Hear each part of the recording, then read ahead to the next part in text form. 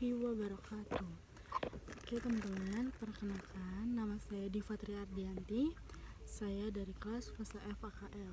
Jadi di sini tuh saya akan menjelaskan atau mempresentasikan tentang AJP.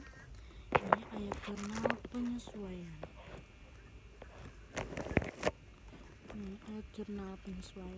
Nah, jadi ayat jurnal penyesuaian ini adalah proses yang digunakan untuk menyesuaikan saldo-saldo rekening dalam neraca saldo kita ini, dalam neraca saldo perusahaan. Nah, sehingga dapat menjadi saldo yang sebenar-benarnya sampai dengan akhir periode. Nah, periode akuntansi ya teman-teman. Dan AJP ini juga selalu dibuat atau selalu ada biasanya di akhir periode. Nah, kita ini di sini juga akan pakai pendapatan diterima di muka ya teman-teman. Nah, jadi pengertiannya ini adalah pendapatan diterima di muka adalah transaksi yang sejak awal dicatat sebagai kewajiban, tetapi itu tuh akan menjadi pendapatan di kemudian hari. Jadi tuh nanti itu dia tuh bisa berubah-ubah gitu loh teman-teman ya, dia bisa berubah-ubah nih. Nah, dia tuh bisa berubah-ubah teman-teman. Nah, jadi terus juga pendapatan ini timbul karena perusahaan telah menerima pembayaran atau sesuatu pekerjaan, tetapi belum menyelesaikan pekerjaan tersebut.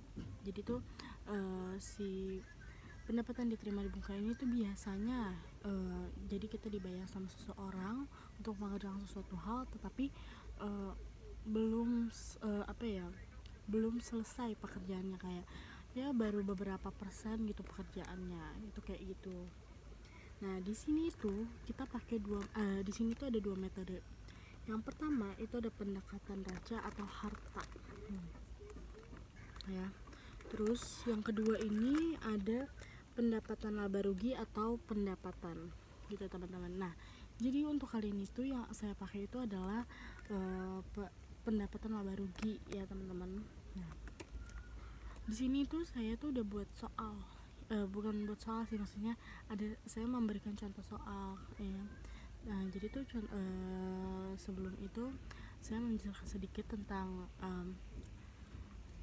pendapatan diterima di muka ini. Jadi pendapatan diterima di muka ini itu adalah sesuatu hal yang kita itu dibayar untuk mengerjakan sesuatu hal, tetapi pekerjaannya itu belum selesai, dalam satu periode, sedangkan orang ini tuh sudah membayar kita full gitu loh.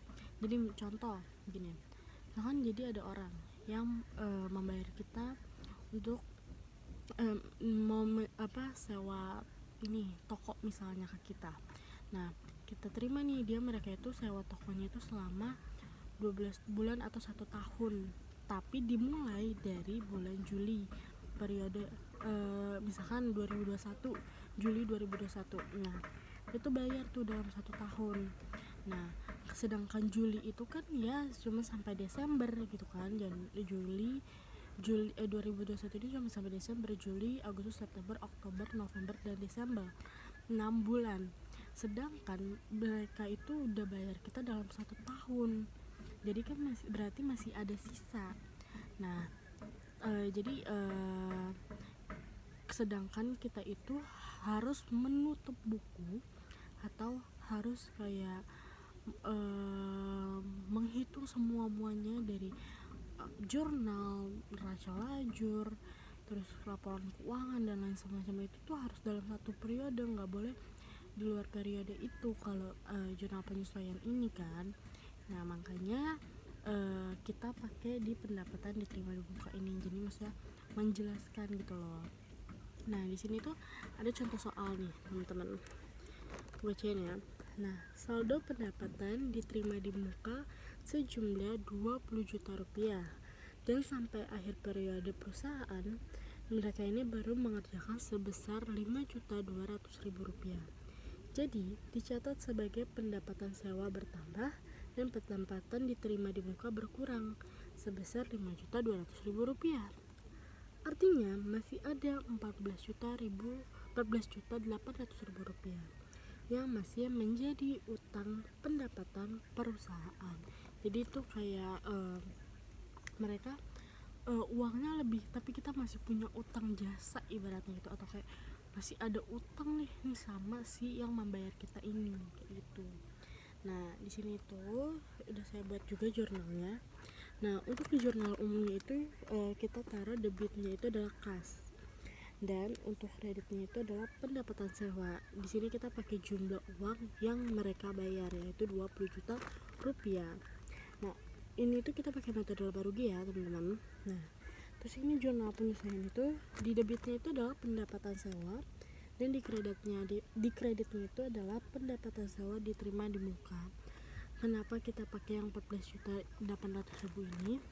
Jadi jurnal penyesuaian ini adalah sesuatu jadi